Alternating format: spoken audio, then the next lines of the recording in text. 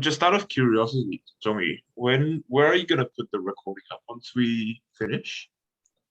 I'm downloading the recorder to my computer, and I found a website that we can upload the video for free. There's no cost. Oh yeah, okay, that's nice. Yeah, it's on the very first video is on the International EPR Society website. The online activity, okay. You click that link. Our video is very large, so you can't view it online, but you click you download it, and then people can read it. Okay, nice. Yeah, it's nice and convenient, especially if people can't make it to the session. Well, yeah, the time difference could be challenging for people.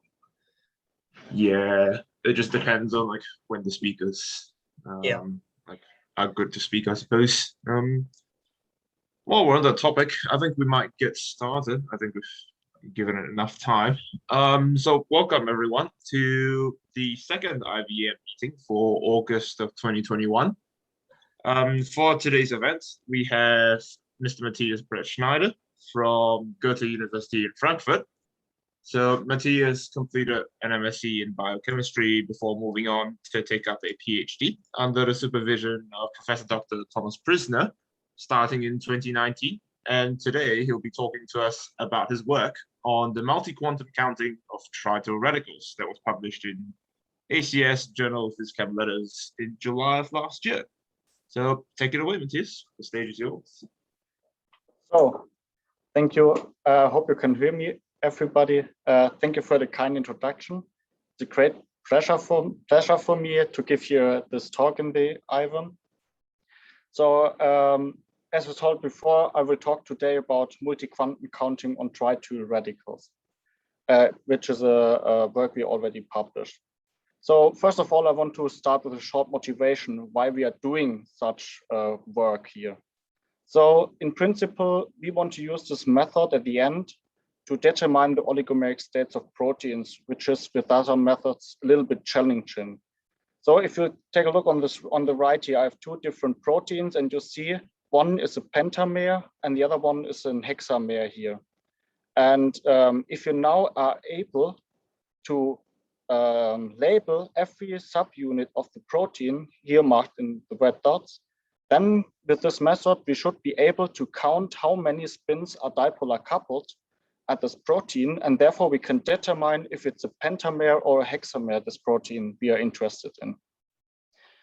A method for counting the number of dipolar coupled spins has been introduced before in EPR by analyzing the modulation depths of, for example, Peldor or Deer time traces.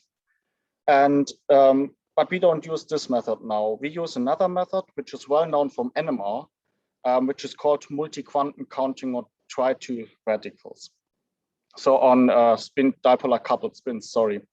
And with this, we are able to count directly how many spins are coupled here. First of all, we have to establish this method, of course, in EPR. So we try to establish now this method on trityl radicals, which have a very narrow line width and therefore are more easy to handle at the spectrometer.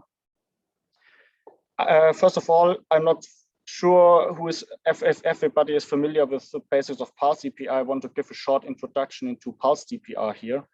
So in principle, in pulse DPR, we use short microwave bursts with a very high microwave power to achieve a specific flip angle of our spin system.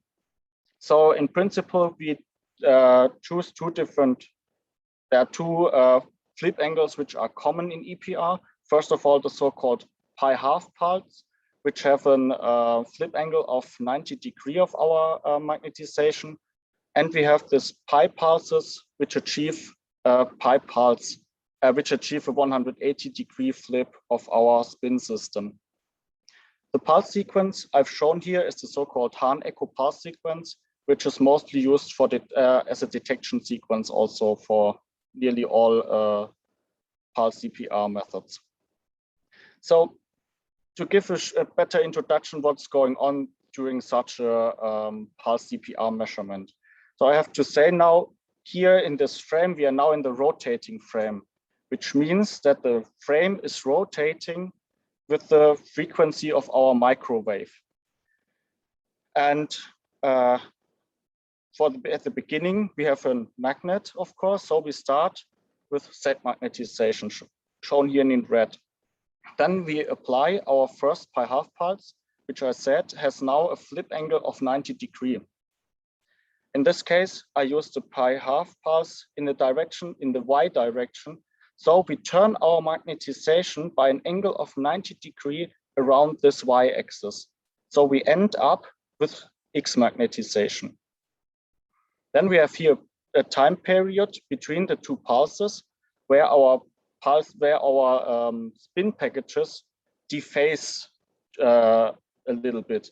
So which means that not all spins are completely perfectly on resonance, and the other are a bit off resonance, and therefore they dephase during this time period. And the dephasing leads to of course, to a loss of our signal. So that's the reason why we use now the second pi-half pulse also in Y direction here. So we again switch our magnetization, this time at 180 degrees around the Y axis.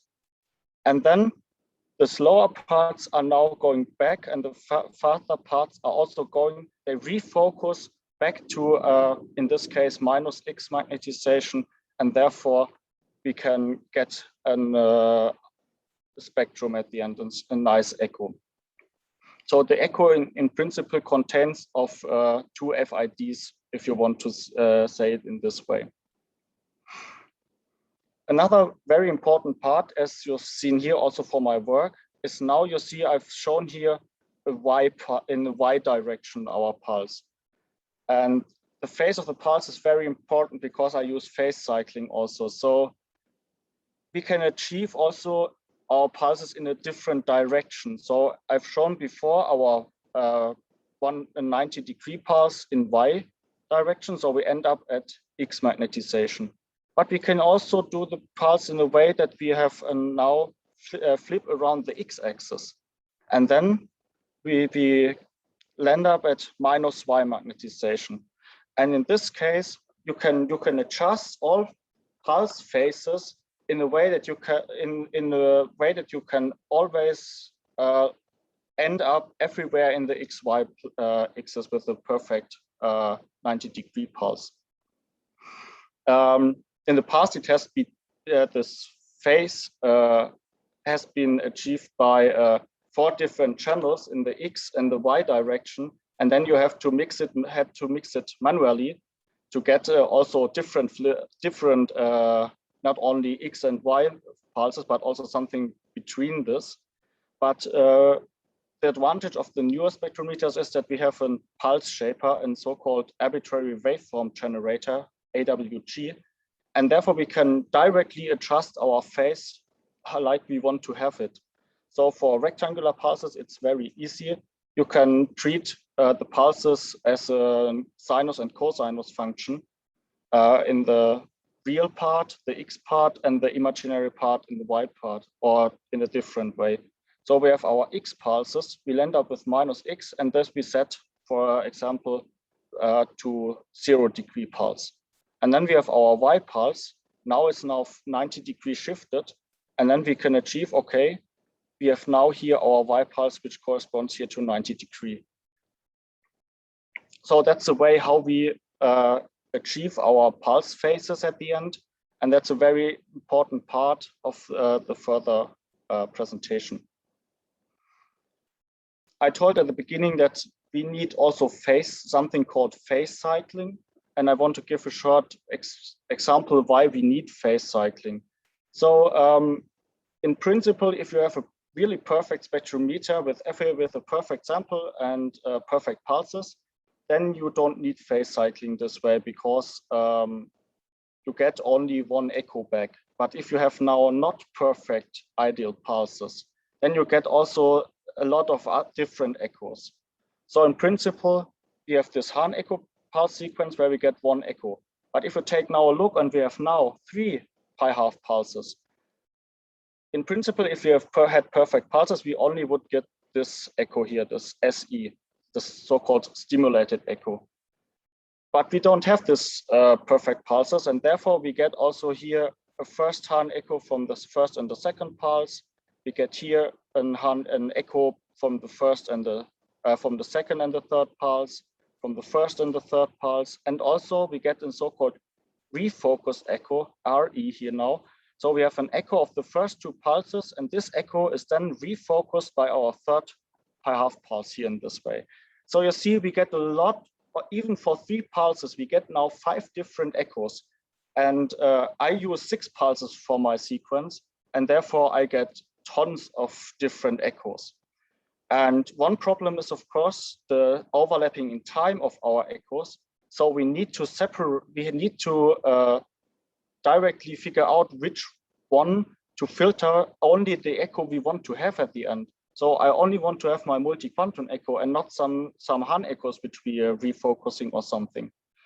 And this is a big trouble where we need, of course, phase cycling to get rid of this problem. And another one is that we have to select between different coherent paths. So they would all be expected at the same time.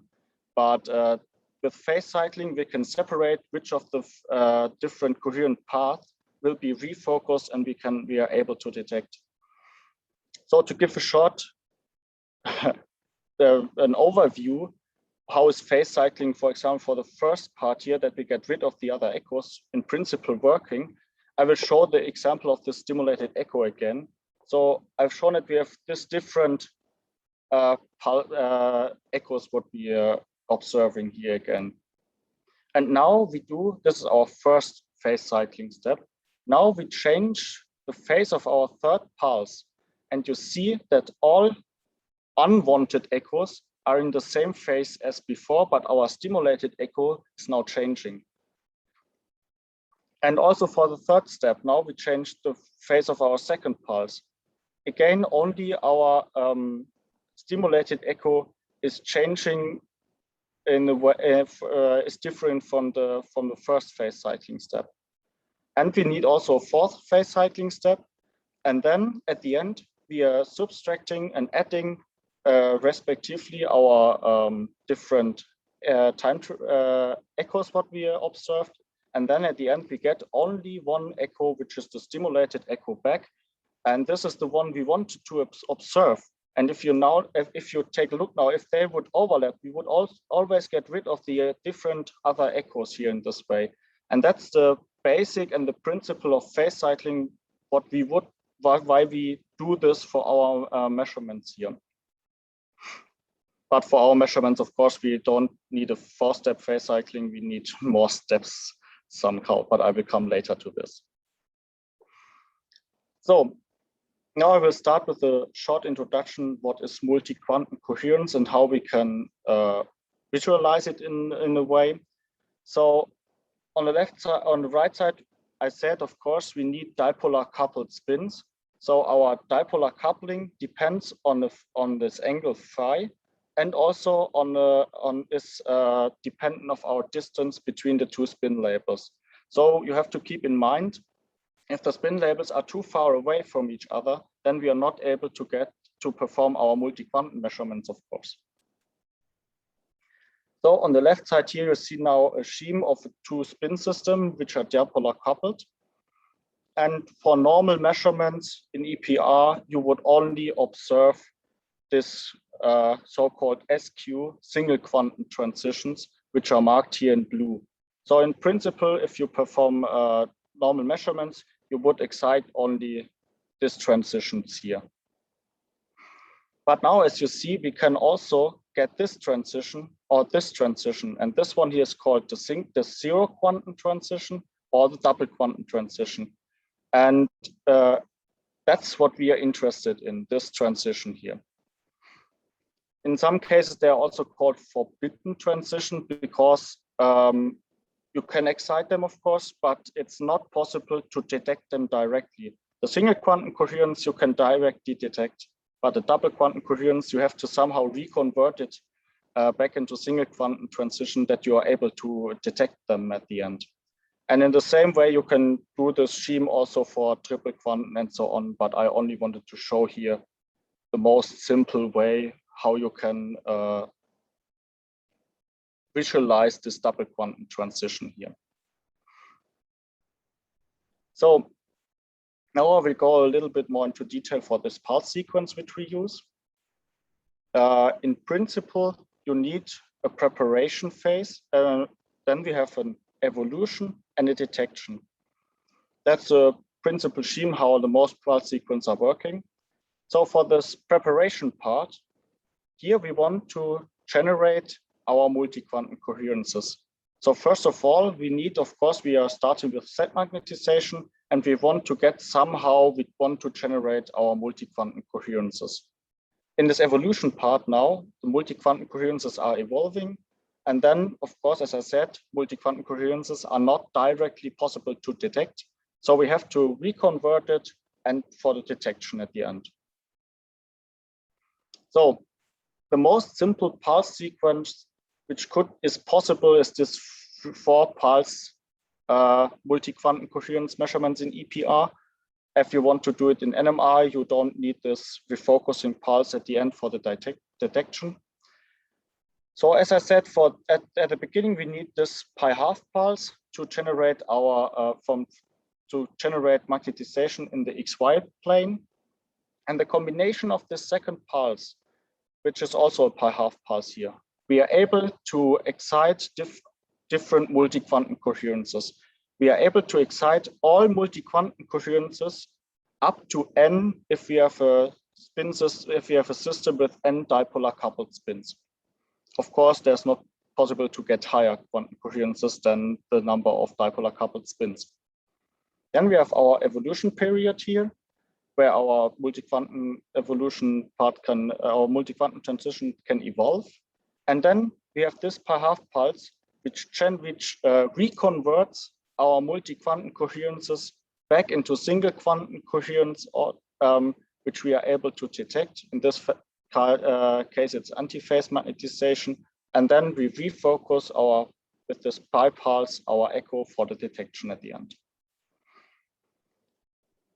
With this pulse sequence, it is in principle possible, but for EPR, it is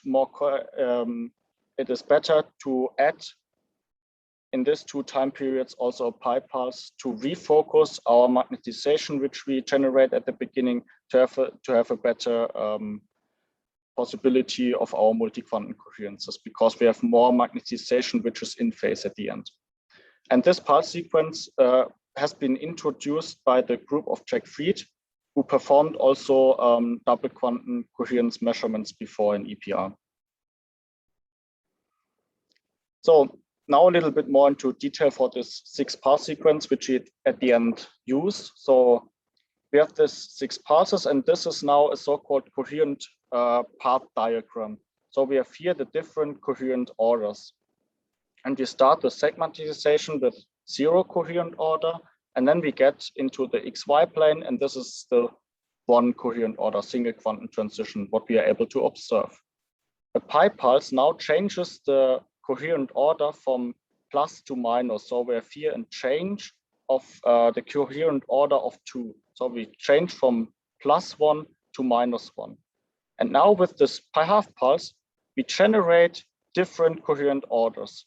In this case, it would be a tetramer, because we are able to observe single, double, triple, and quadruple quantum coherence. We excite at the beginning. Then we refocus them again. And at the end, with this pi-half pulse, we reconvert our different multi-quantum coherences back in the single quantum coherence, the coherent order 1, and we refocus them, and then we are able to detect them. For our measurement, we use this AWG-based home-built X-band spectrometer, and X-band is at 9 gigahertz. So now you see that we have here also pi half pulse phi, phi, phi plus psi, and here psi. And this is important for our phase cycling, what we need, because we are not selective in this part in the excitation. We excite in principle every multi-quantum coherence which are able for our spin system. So up to n if we have n coupled spins. And we filter now at the end what we want, which quantum coherence is now here refocused back into single quantum coherence. And that's our phase cycling, what we are performing here. So this quantum coherence filtering, we have phi is cycled through the values. Phi is k pi divided by n, with k is 0 up to n minus 1, and n is the quantum filtering. So so if you take a look now, we have here this phi. So for double quantum filtering, we have now 4 different steps. 0, and on this table here is shown the phase cycling what we have performed. So we need the 4 steps of 0, 90 degree, 180 degree, and 270 degree to perform to get to filter our double quantum coherences here. The phase psi is 0 for even coherent orders, so it doesn't matter for the double quantum filter. But for odd coherent orders, it has to be adjusted to 90 degree. And as you see here, the higher our quantum coherence gets, we need a lot more, we need every time more steps of the quantum filter here. So at the end, for 6-tuple quantum, we need a phase cycling of 12 steps. And you see it's very important that we have a spectrometer where we can achieve a very good phase accuracy, because we need a phase accuracy of 30 degree for our 6-tuple quantum. And if we want to go to higher quantum coherences, it gets even smaller, our flip angle, what we have to achieve. To visualize it a little bit more into detail for the double quantum filter, we have here, I've shown now in this table, we have this phase cycling steps and the different pulses and our detection at the end. So the first step, as I've shown before, is now 90 degree. It's a flip angle. Sorry, it has to be degree here. So our first step is now set to the first 3 pulses are phase cycled by the phase of phi. So we have phi is 90 degree here, and the first 3 pulses, psi is not relevant because we are at the even coherent order. So they are all 0, and our detection is 1, so positive. And then we do the same also for the other 3 phase cycling steps. For the second with 270 degree, and also the last 3 pulses are always 0. Then we have our 0 degree phase of the first 3 pulses and 180 degree of the first 3 pulses. And you see now that our detection is changing. As I showed before for this phase cycling with the stimulated echo, I said we alternatively have to add and subtract our phase, our signal. And here is also the same. So we have to add this 2, and we have to subtract the second 2 phases to get at the end our multi-quantum signal back.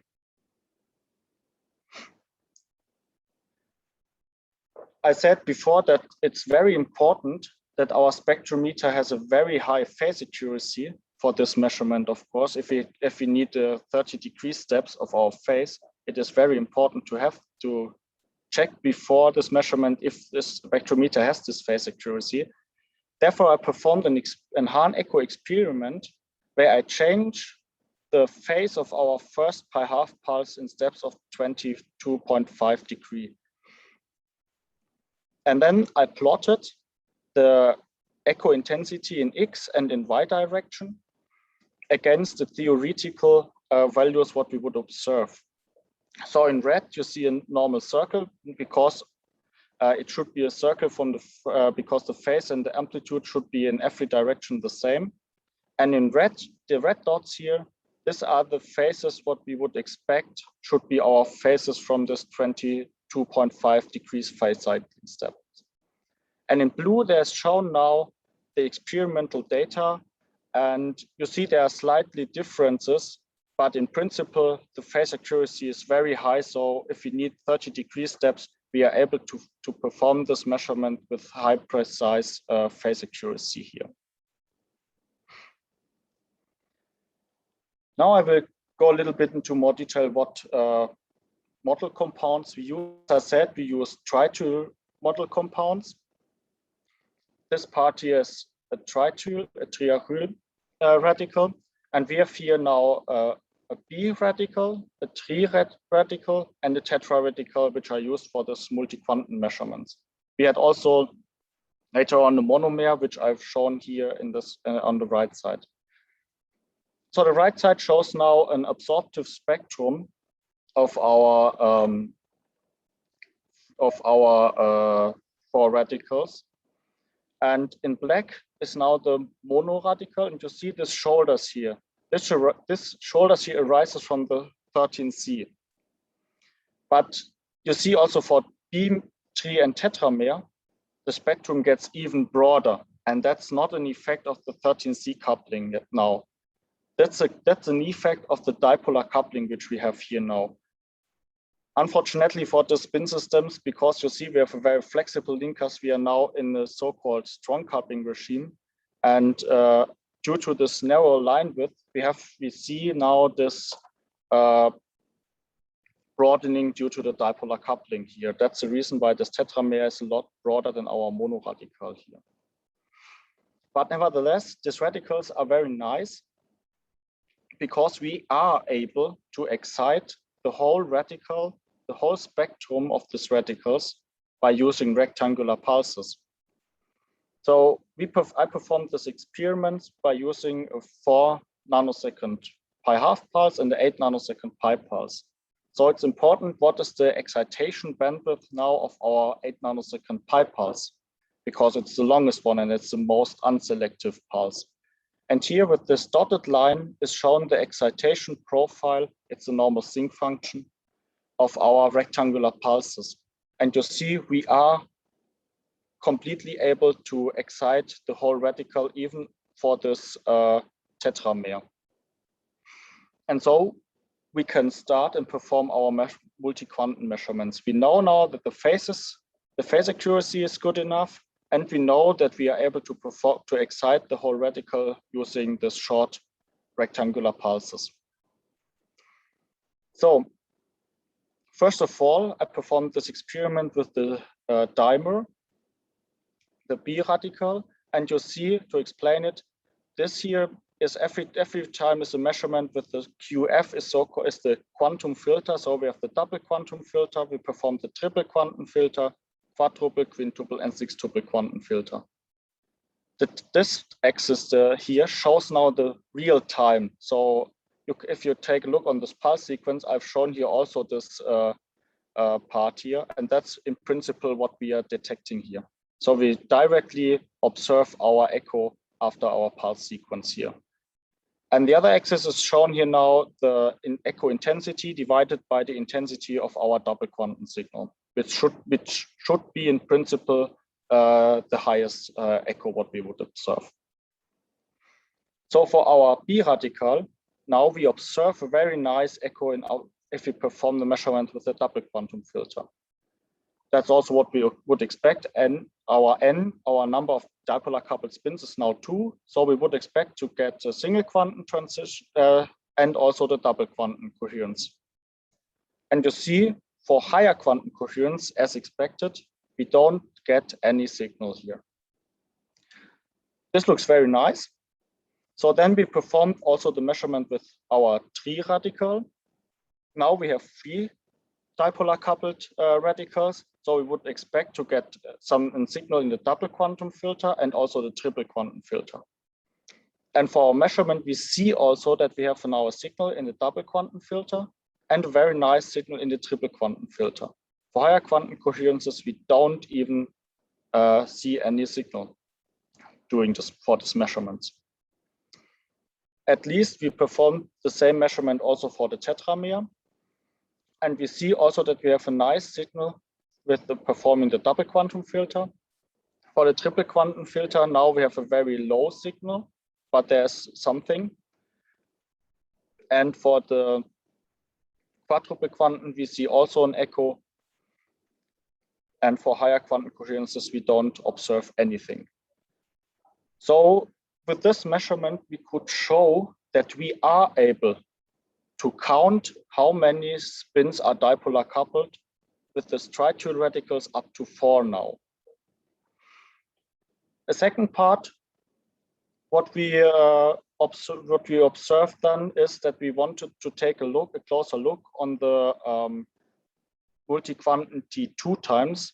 So we want to see if the relaxation is different in the higher quantum coherences, because if it is the case, then for example, if we know that our quadruple quantum coherence is a lot faster decaying than our single quantum transition, then it would be different to compare these measurements.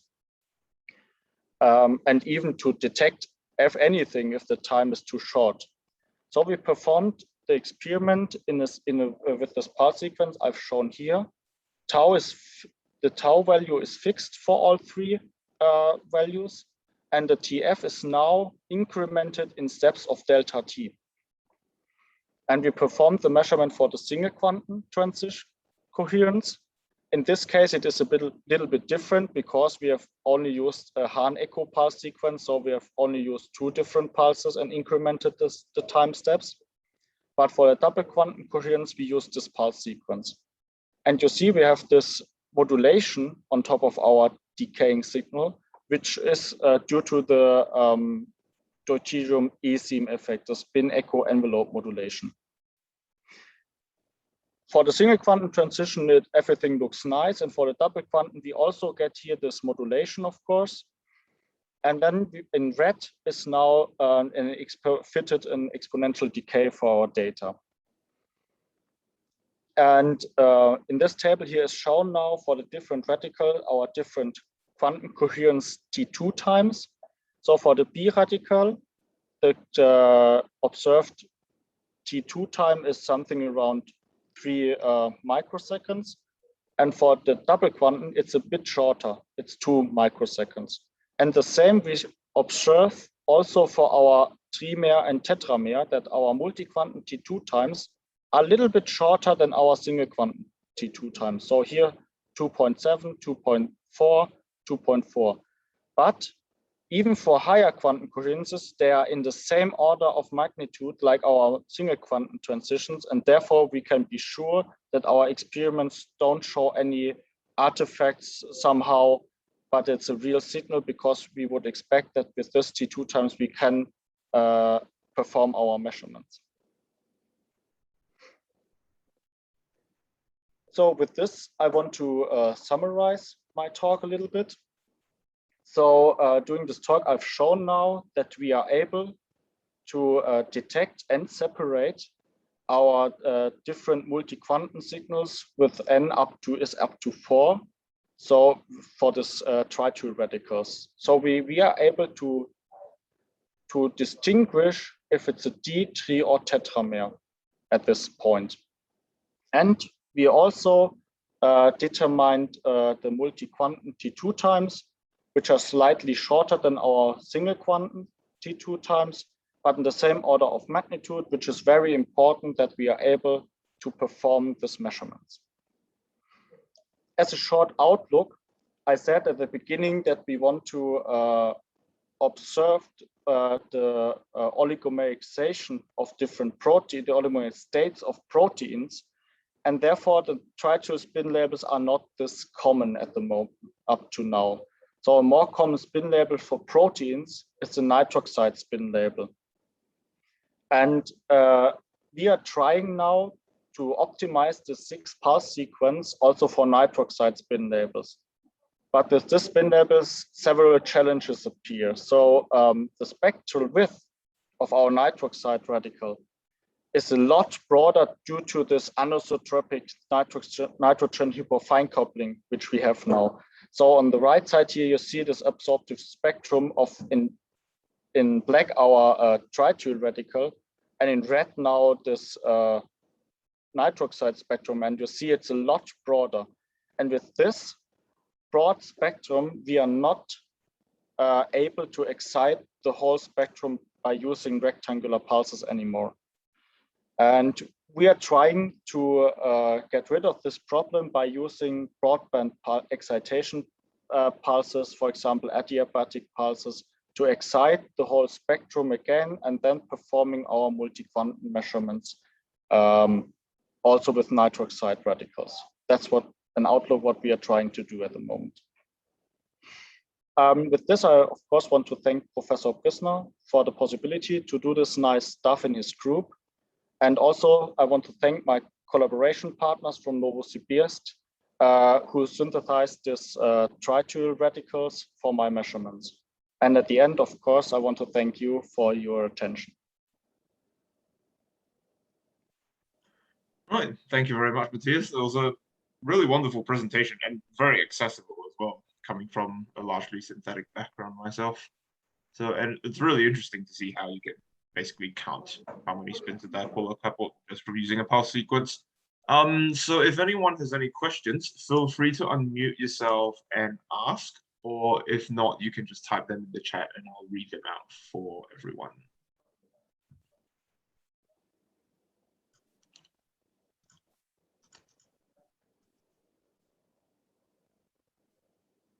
Right, from Catherine, would you be able to determine ratios? For example, if you had a 2:3 dimer or a 1:3 trimer? We didn't check this until now, but I think it will be very difficult to really detect ratios of different oligomeric states. If you take a look now on this measurement again, you see that for the trimer, it looks completely different than for our tetramer. And to really distinguish if we have the mixture and the ratio of different molecules, oligomeric states, it would be important to have the pure state of the first one and the second one, and then we can maybe distinguish between the two different states a little bit, but I think it will be very difficult. Also due to the fact that our signal gets less for higher quantum coherences, of course, because we are not selective in our excitation at the moment, and therefore it will be different and difficult to do this. And at the moment, I have to say we didn't check it, but I think it will be very difficult also to distinguish ratios here. Right, I've got one. So, so you mentioned, or like so far, you've presented like sort of a lot of the work that you've done with Trityl radicals and a little bit on nitroxide spin labels.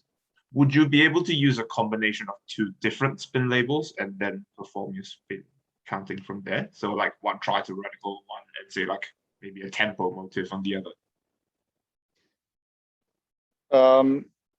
I think if we are able, for example, for nitroxide to excite everything, I think it could be possible, yes.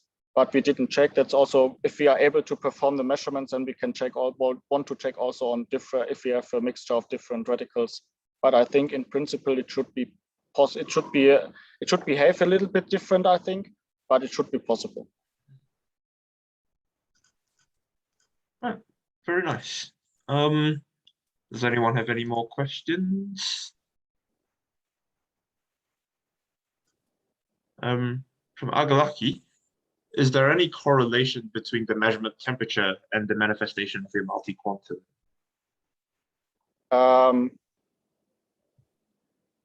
I don't really think so. I performed every measurement here. I should have mentioned this, sorry. I performed the measurements always at 50K. But I think if you go to higher temperature, of course, it will be a very difficult, because then our T2 times get shorter. And therefore, it will be more difficult to detect our multi-quantums, of course. Do you know sort of what's the upper barrier of the temperature that you can take these up to before the T2s become too short to measure? I think it depends really on the radicals which we use. So I can't say it directly here for the Trityl radicals. I'd never measure this.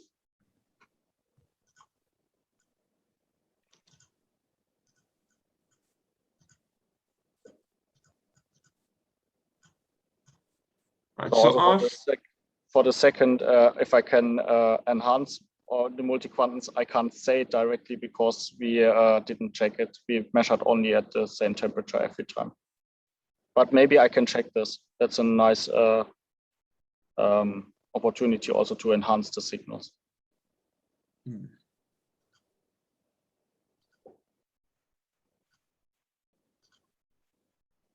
Right, from Goethe, do you think you could distinguish between pentamer and hexamers if all of them were Trityl labeled? So going to 5 and 6 quantum filters. Yeah, that's also the same question if we distinguish between two different ratios, I think. I think it will be very difficult. I think at the moment we are in a state where we can say to say that we have the highest quantum coherence we detect is, for example, 6. And therefore we can say there is some part of hexamer inside, or if we are only able to detect quintuple quantum BS, we can surely say that we have a pentamer. But I think if we see a 6-tuple quantum signal, we cannot directly say, okay, there's only hexamer inside, but it could be also possible that there's still pentamers inside. I think if you go to the lowest one, then you can directly say, okay, it is always pentameric. But if you detect also higher quantum coherence, then you can say, okay, 6-tuple are there. So we have somehow a hexamer here. But if there's also a fraction of pentamer inside it, I think it will be very difficult to distinguish. Yeah. Would you also expect the signal intensity, particularly for the 5 and 6 quantum filters, to be a lot lower as well, seeing as you've had that problem with the tetraradicals? Of course, the signal will get less.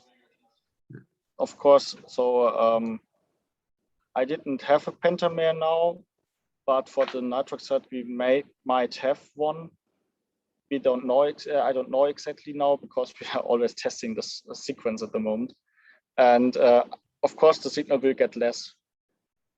Yeah, but I'm not sure what's going on here with this triple quantum coherence. We are not sure why it's this low, but I think the more reasonable is this quadruple quantum, and of course the quintuple will be less than the quadruple quantum. So it for a lot higher quantum coherence, it will be very difficult to observe any signal, of course, because the possibility to excite this state then is a lot lower than, for example, the double quantum transitions, because there are, of course, a lot less transitions possible for higher quantum coherences.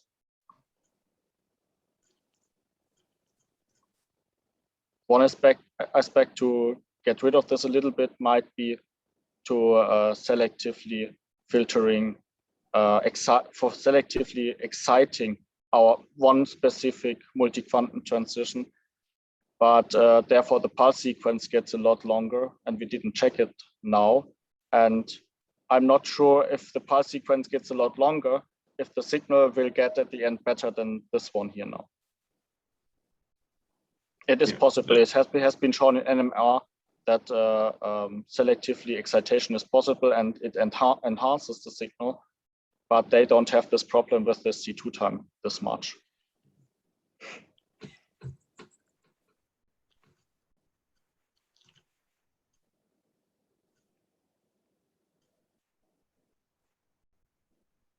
So you mentioned that with your nitroxide experiments, you had troubles with the nitrogen hyperfine couplings. Have you tried any experiments with phenoxy type radicals? So sort of like on tyrosine residues and stuff, things like that. No, I didn't try it. No, up till now. Yeah. I never used this. Yeah, no, that's perfectly fair. I was just wondering. I guess if you like sort of get rid of the nitrogen and have just a phenoxy motif there instead, that might fix your problem. Yeah. Do we have any final questions from either the chat or just through your microphone?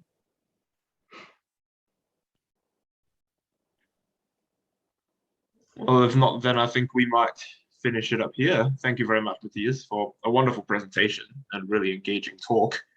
And thank you to everyone for coming. I believe our next IVM should be sometime early in September. I believe Zhongyi will send an email out to everyone again as the time session approaches, with the date, time, and the Zoom link for everyone to access.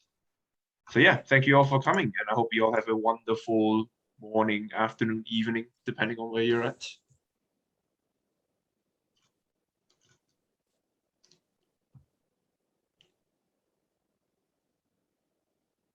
Yeah, thanks, Matthias. That was really good. That was a really good talk. I really enjoyed it.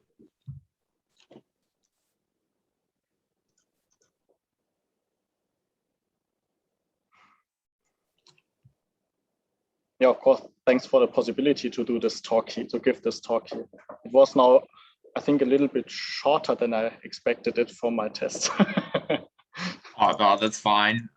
Shorter is always, like, I find probably about 20 minutes to half an hour is usually pretty good as far as talks go, I think. Because I've attended a few talks that are around about the hour mark, and after about 45 minutes, the audience usually tends to start losing interest. But you did really well. You kept it really engaging and very accessible as well, I might add. Yeah, I wasn't sure if everybody is familiar with this stuff. That's the reason why I said, okay, I got a little bit more, I spend a little bit more time because I have the time on this theory, on the basics, to introduce it a little bit more, that everybody is able to follow what I'm doing. Yeah, no, I reckon that was really good. Just because, like, I'm familiar enough with the basics of how CPR, I suppose, but with the quantum coherences, I have no idea how that works, and you made it really understandable, so that was really good. And I'm from like a synthetic background as well, so any spectroscopist will be able to understand you if I can understand you. Yeah, thanks. Yeah, that was really good. Good luck with the rest of your research, and hopefully I'll see you again sometime soon. Yeah, hopefully.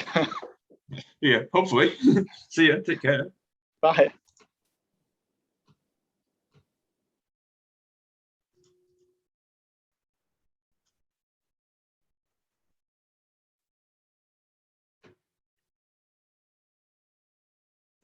You all good, Johnny? I think you're still recording the presentation.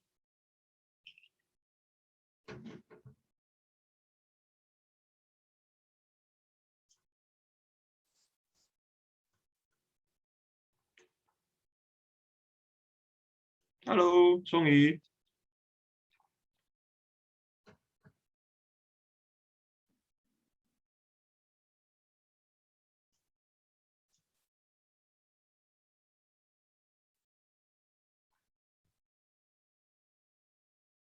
Zhongyi.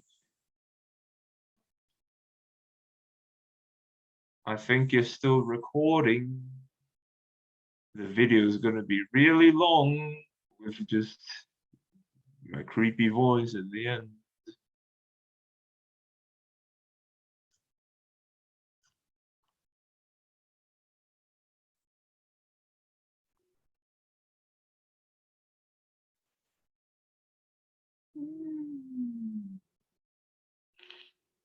I gotta go. It's almost midnight for me. So if anyone's listening to the recording, you made it this far. Sorry for listening to my ramblings. Sorry that you had to listen to my ramblings, rather. Goodbye.